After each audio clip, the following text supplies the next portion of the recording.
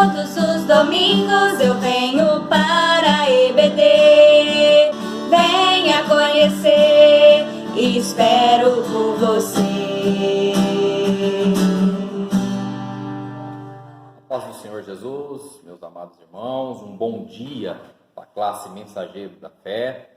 Quero aqui externar minha alegria, minha satisfação de poder aqui hoje estar participando com vocês dessa rica e imensa oportunidade que é estudar uma aula da EBD, né?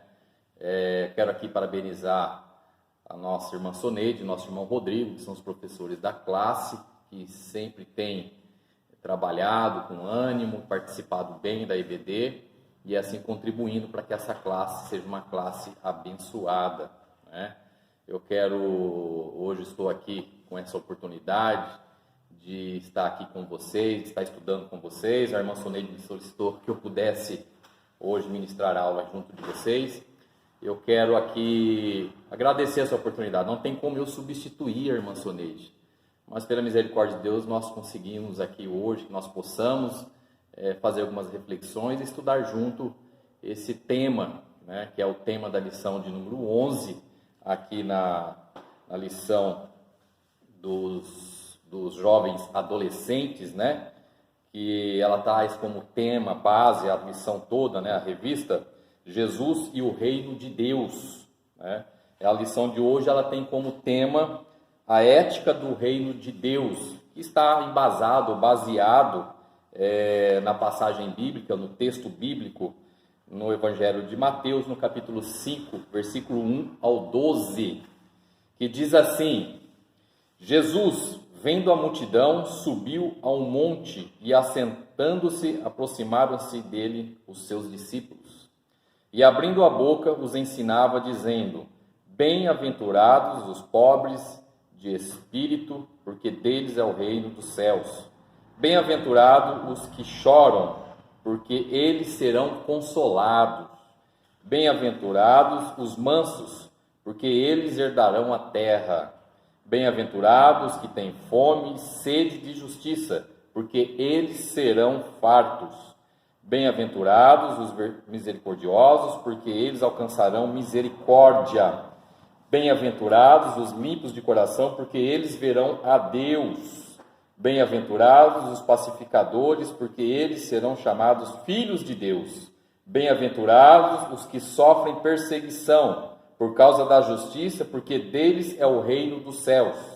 Bem-aventurados sois vós, quando vos injuriarem e perseguirem e mentindo, disserem todo mal contra vós por minha causa.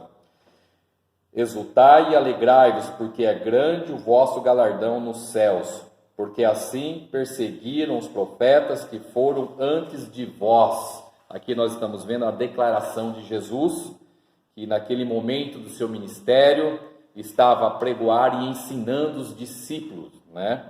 E nessa questão de ensinar os discípulos, de evangelizar, a forma que ele estava usando naquele momento, no monte, em meio à multidão, subiu no alto e com a voz para que todos pudessem ouvir, ele começou a explanar então aqui as características do cidadão dos céus, né? Isso que é importante. Então o tema hoje da lição, em que o escritor, comentarista da revista ele traz a ética do reino de Deus. Mas, irmão Márcio, o que é ética?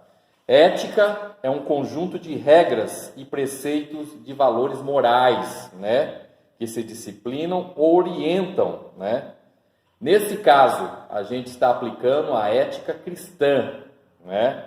Porque se nós formos comparar a ética do mundo e a ética de Deus, tem diferença, porque o mundo vai na contramão, né? Então, ética do reino de Deus, vamos definir aqui, para nós iniciarmos a aula, que diz assim: conjunto de regras e preceitos, valores morais, que disciplinam ou orientam o ser humano, né? O seu comportamento, refletindo o quê? A imagem de Cristo, né? E de cidadão do céu. Por isso que eu mencionei que as bem-aventuranças, né, que diz no Evangelho de Mateus, capítulo 5, versículo do 1 ao 12, ele diz respeito às características do cidadão. Aqueles que vão morar no céu possuem essas características. E aí o escritor traz para nós sobre a questão da ética. Por que a ética é importante para as nossas vidas, né? De cristãos? É porque é através da ética cristã, através da sua postura, é através do seu comportamento humano, disciplinado, dentro dos preceitos do ensino do nosso Senhor Jesus Cristo. É dessa maneira que é apregoado o Evangelho. Né? Eu posso dizer para vocês que o Evangelho ele é muito mais pregado, né, com a nossa conduta, não é verdade? Então, através da nossa conduta é que nós apregoamos verdadeiramente o Evangelho de Deus, não só com palavras, né? Nós estamos acostumados a ouvir uma boa palavra, aprender, né, estudar. Temos nossos professores, temos nossos pastores, os nossos obreiros, né, que ministram a palavra, mas sabemos que a grande essência, o maior pregador é aquele que conduz, né? Ele prega com a sua conduta, ou seja, ele é a imagem e semelhança de Cristo, não é assim que Paulo fala, né? Sejam meus imitadores, assim como eu sou de Cristo, porque ele traz uma imagem e semelhança a Cristo, pela sua conduta, né? Pelo seu andar, o seu caminhar. Então é pregado o reino de Deus, né? Quando João Batista aparece, arrependei-vos que é chegado o reino de Deus, né? Nós entendemos que o mundo não estava de acordo com os preceitos de Deus, né? Então precisava de um arrependimento para que isso mudasse o conceito e a pessoa começasse então a ingressar nesse comportamento diferenciado, né? Eu quero aqui ser bem objetivo sobre essa lição. Nós temos aqui muitas coisas, mas o tempo é curto e não adianta eu ficar aqui falando muito, mas eu quero de uma maneira prática e objetiva que nós possamos extrair dessa lição um aprendizado para o nosso dia a dia e para o nosso momento em que nós estamos vivendo, né? O primeiro tópico traz o Sermão do Monte, expressão da ética do reino. A ética do reino de Deus é muito diferente do que o mundo cotidiano conhece, aquilo que eu estou dizendo, né? A ética cristã, ela vai na contramão, né, da maneira que o mundo vive.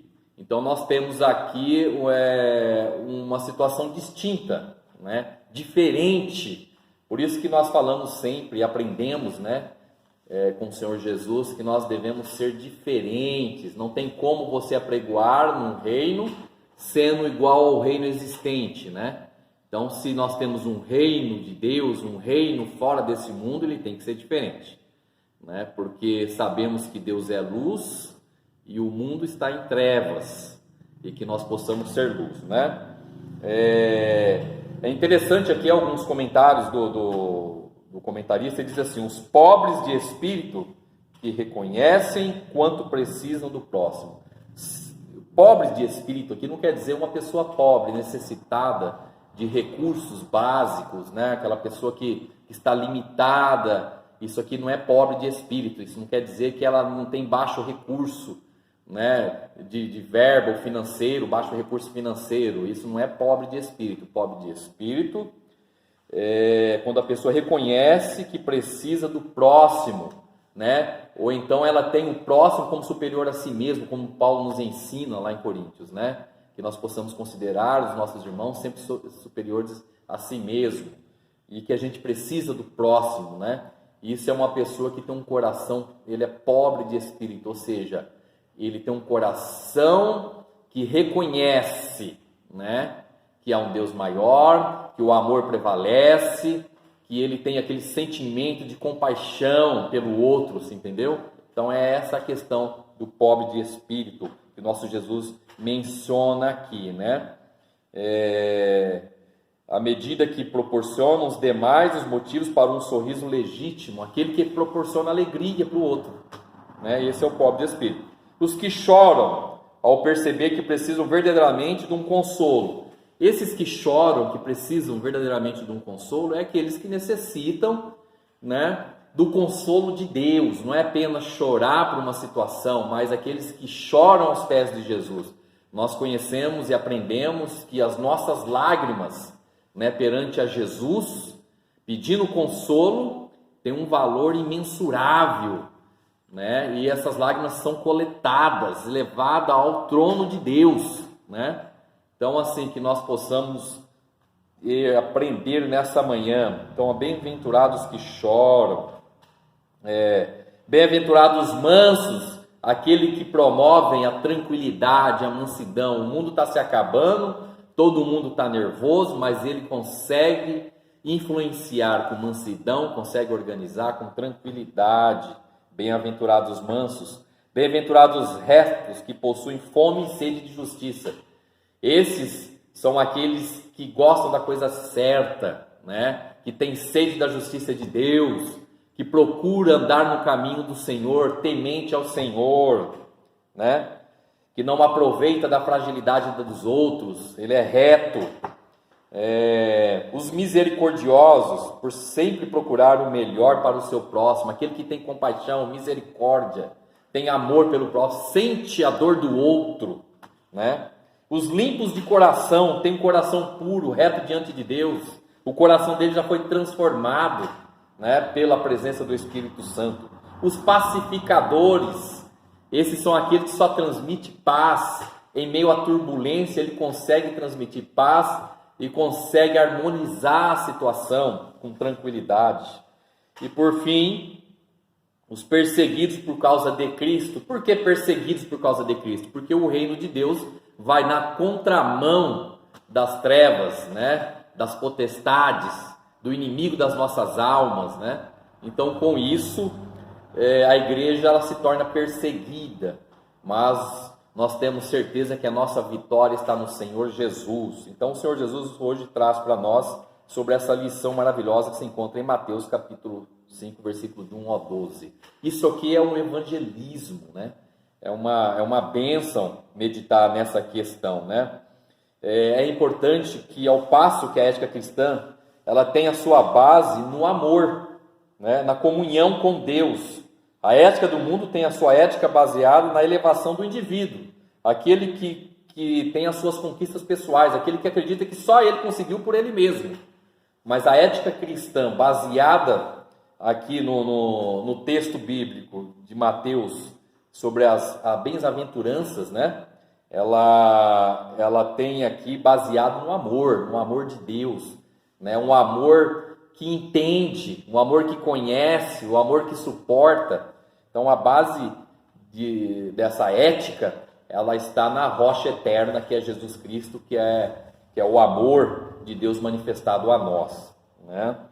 Essa lição do tópico 1, ela traz essa observância, o Sermão do Monte, expressão da ética do reino, e faz menção acerca do antagonismo da ética do reino de Deus. O que é antagonismo? A tendência contrária, a forte oposição de ideais, a incompatibilidade, porque nós vemos, volto a dizer, que o mundo jaz no maligno.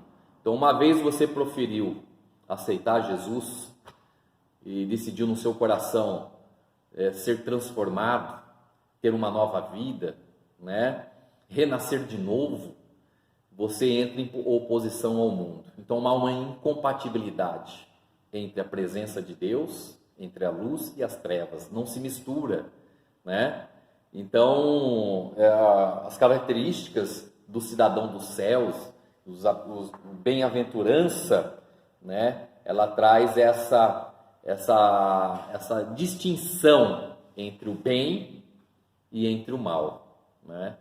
E eu louvo a Deus que hoje nós estamos estudando e estamos nos esforçando dentro desses preceitos, para que nós possamos ter essas características das bem-aventuranças, né, que está no livro de Mateus.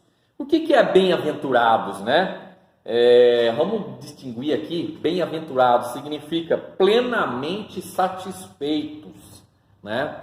Então, plenamente satisfeito com Jesus, plenamente satisfeito com a presença do Espírito Santo, que não há alegria maior do que essa de ter comunhão com Deus, não é verdade? Vamos para o tópico 2, e nós mencionamos aqui, fizemos uma reflexão no tópico 1, então tópico 2 agora. O Sermão do Monte é uma mensagem para hoje.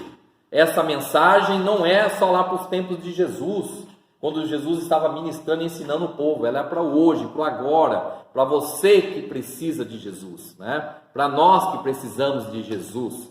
Ela é uma mensagem que nos leva a uma reflexão, que nós temos que tomar uma decisão agora, né? Então a mensagem do reino de Deus é de hoje. O que Jesus pregou e ensinou lá no monte, hoje está ensinando novamente aos corações aqui hoje presente. Fala ao meu coração, né? Então a mensagem de Deus é para hoje. Sou ingrediente até então esquecido pelos religiosos de sua época. O amor, este é um sentimento que nos impulsiona a experimentarmos a felicidade, a união, justiça, a paz entre os outros. O Sermão do Monte apresenta essa ótica. Então é hoje, né? A salvação é hoje, a alegria, a mudança de vida é hoje, né? É hoje a oportunidade é agora, né? Sejamos pobres de espírito, mansos, famintos e sedentos de justiça, misericordiosos, puros de coração, pacificadores, defensores da justiça. Esses são, novamente volto a dizer, a característica do cidadão do céu, né? Você jovem que está caminhando, que tem projetos, nós estamos vivendo um momento especial na nossa vida, né? A gente não pode pegar esse como 2020 como um momento que travou, parou, não, nada disso. A igreja não parou. Nós não estamos nos encontrando, né? Na sua totalidade nas igrejas para poder louvar a Deus, aquela questão, mas nós estamos vivendo aí em função de tudo que está acontecendo. Não tem como aqui correr, não mencionar a palavra pandemia, é o que está no nosso presente, e eu quero aplicar um pouco disso nesse momento, para que nós entendamos que nós estamos vivendo um momento especial, né? Eu creio que todos vocês, jovens, adolescentes, um dia vão constituir família, vão casar, e vocês vão poder falar desses dias, né? E eu tenho certeza que o Senhor Jesus está presente com a igreja, está falando aos corações, que nós possamos pegar experiências de hoje, né? E demonstrar e viver, né, as características do cidadão do céu, como está dizendo, nos ensinando aqui a palavra de Deus no Evangelho de São Mateus, né?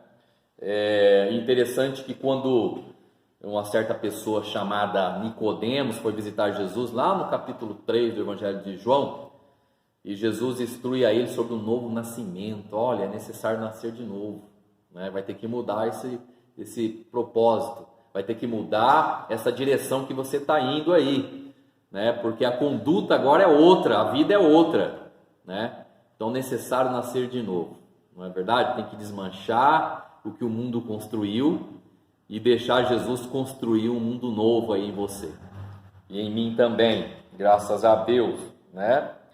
Então o Sermão do Monte é uma mensagem para hoje, não é para ontem e nem para amanhã, é para agora, né? É um evangelismo puro, né? É uma bênção. Então abrace nesse momento essa mensagem sobre a bem-aventurando, satisfeito, a satisfação plena na presença do Senhor, né?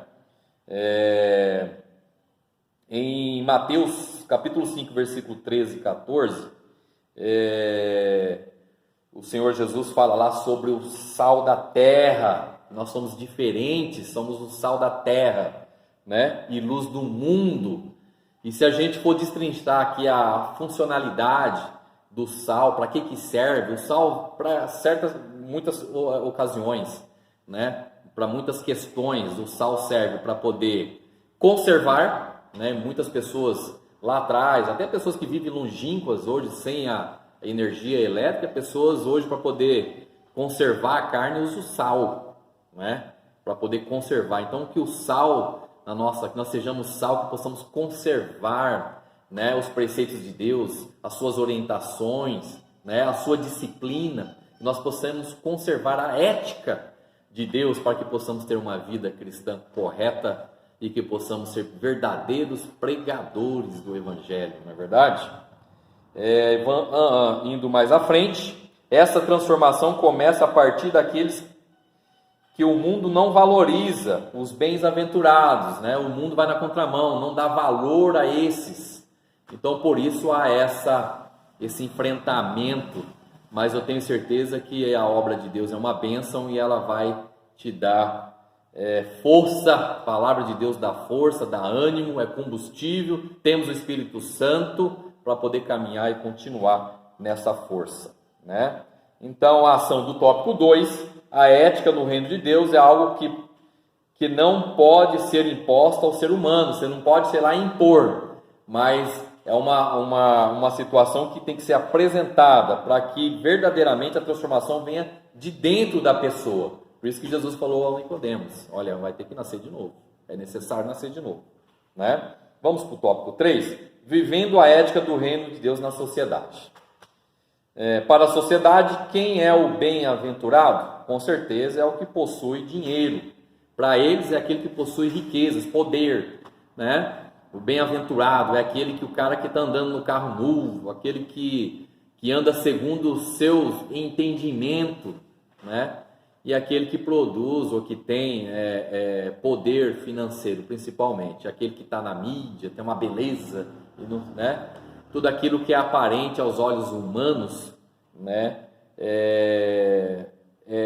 Para o mundo, esses são os bens-aventurados. Mas na ótica de Deus, a visão de Deus é outro, né? Nós temos aquela referência onde o profeta Samuel vai ungir o rei, né, de Israel, e aí ele vai lá na casa de Jessé, não é?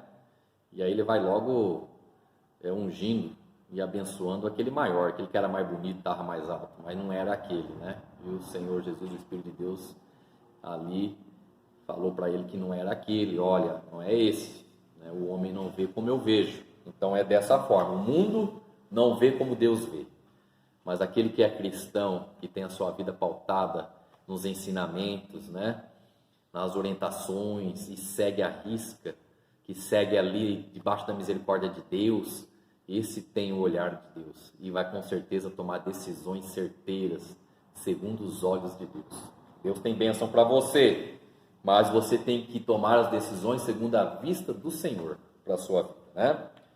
O bem-aventurado é o que consegue entender que devemos buscar em primeiro lugar as coisas que são do alto, priorizando o espiritual e promovendo assim a paz, a justiça e a alegria. Mateus 6,33. Buscai primeiro o reino de Deus e as outras, todas essas coisas serão acrescentadas, né? Então o cristão embasado, né, vivendo a ética de Deus, ética do reino de Deus, ele sabe disso, que primeiro ele tem que buscar as coisas do alto, as coisas do Senhor, e as outras coisas estão em segundo, as outras coisas serão acrescentadas, porque o Senhor conhece a nossa necessidade. Na ótica do mundo, buscai primeiro as riquezas, né? Então, assim, vivendo a ética de Deus, do reino de Deus na sociedade, é viver esse diferencial, não é assim? Não é andar segundo as nossas vistas, mas a vista do Senhor, né? O cristão anda por fé e não por vista, como nós aprendemos com o apóstolo Paulo, né? O cristão precisa ser guiado pela ótica do mandamento do amor, João 13:34, e promover uma busca progressiva pela presença do Espírito Santo em sua vida, né? A vida em sociedade para os cristãos requer uma busca constante em rever coisas sobre uma ótica distinta, como o mundo vê, aquilo que eu estava falando. O mundo vê de um jeito, mas Deus vê de outro, porque o mundo vê como o homem vê, o homem natural, né? Sal e luz, provavelmente você já ouviu essa expressão muitas vezes. Sal, Jesus nos compara ao sal, voltando ao assunto do sal. O sal conserva, o sal dá um tempero, né? Lógico que o sal também não pode ser muito salgado, né? Ele tem a sua medida certa ali. E luz do mundo, olha aí, que nós possamos ser sal neste lugar, em meio à sociedade, que nós possamos ter o diferencial, que o reino de Deus pode ser apresentável muito mais com a nossa conduta, né? Que possamos ser luz do mundo na nossa conduta, nos afazeres, né? Nos resolver das situações, que a luz de Deus possa fugir em nós, que ela possa brilhar em nós, que nós possamos ser sal e luz, que é a presença de Jesus, qual está sendo comparado aqui, né? Rapidamente somos remetidos aos significados mais próximos da palavra sabor. Olha só o sal: fazer a diferença, iluminar e ser referência. Olha aí, tudo isso está embasado dentro das características do cidadão dos céus, os bem-aventurados, né, que se encontra, volto a dizer, no livro de Mateus, no Evangelho de Mateus, capítulo 5, versículo 1 ao 12. Ação do tópico 3, a ótica do reino de Deus envolve doar-se pelo outro e ser guiado em tudo pelo Espírito Santo. Olha só, quem nos guia é o Senhor Jesus, né? O hino 147, onde guiar-me, meu Senhor. Não é assim? Louvado seja Deus, né? Nós temos aqui uma ótica também sobre a questão do evangelismo, né? Volto a dizer que você pode estar evangelizando todo o tempo. Às vezes você é uma referência no seu bairro, você pode ser referência no seu lar. Os maiores pregadores, eles são referência dentro da família. Os maiores pregadores, eles são referência lá no colégio, eles são referência lá no trabalho, são referência ali nos afazeres da casa, com o papai e com a mamãe. Esses são os verdadeiros pregadores do Evangelho, aqueles que levam luz constantemente. Lógico que essa luz não é de nós mesmos, é a luz de Cristo que fulgura em nós. Louvado seja Deus. É uma lição maravilhosa. Eu quero dizer a vocês que eu sempre tive um apreço por essa passagem, porque essa passagem fala de orientação, né, de disciplina. Vida cristã é vida de disciplina, onde nós passamos a viver de modo diferente, é viver uma vida de disciplina, é ter um enfrentamento constante, porque há uma distinção sobre a questão da vida humana, natural, com uma vida cristã. Mas eu louvo a Deus que Deus tem nos dado vitória, né? Que vocês continuem firmes na presença do Senhor, que vocês continuem aí louvando a Deus, obedecendo papai e mamãe, né? Que diz a própria Bíblia, aquele que obedece seu pai e sua mãe, seus dias são prolongados na terra, né? E que nessa manhã de orientação, de domingo, através da palavra do Senhor, vocês possam ser abençoados. Receba aí no seu lar, que essa situação que nós estamos vivendo, vocês possam sentir a presença de Deus e ver Deus agindo, né? Nós vemos aí diversas dificuldades que o povo de Israel, ao sair do Egito, enfrentou no deserto, mas nós vemos a história de Deus presente com eles, e o Senhor está presente com a sua igreja, né? Não desanimes, não fique desatento, né? Leia a palavra do Senhor, busque o Senhor sempre, né? Não se distancie da palavra do Senhor, porque é através da palavra que a nossa fé é fortalecida, que o amor de Deus é fortalecido sobre as nossas vidas. Que Deus abençoe esta classe, né? Lição de número 11, a ética do reino de Deus, que vocês possam estar impregnados dessa orientação, né? Que a ética cristã seja a pregação de vocês, ou seja, a conduta de vocês seja a pregação do Evangelho. Que Deus abençoe vocês. Eu quero aqui também no final fazer menção que dia 8 que passou foi aniversário, né? Onde é comemorado o dia do pastor, vamos dizer assim, e quero parabenizar o pastor Egberto, que Deus abençoe a sua vida abundantemente juntamente com a família. Todos os pastores hoje que estão à frente de trabalho estão sofrendo com essa questão.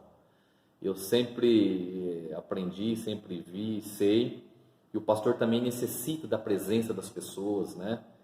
Com a igreja cheia, todo mundo ali, e hoje está enfrentando essa situação. Mas que Deus dê força ao nosso pastor Egberto, que ele continue firme, que tudo isso vai passar, né? Que Deus tenha bênçãos abundantes na vossa vida aí, né? Que é o nosso pastor aqui na nossa igreja. Então, parabéns ao pastor aí, Egberto, pelo dia do pastor. Que Deus abençoe a todos e que Deus abençoe também todo o corpo EBD que está trabalhando, que está participando aí. Que Deus abençoe também a nossa irmã Keisiane, que Deus abençoe nosso irmão Walter. Eu quero parabenizar a todos, né, por isso.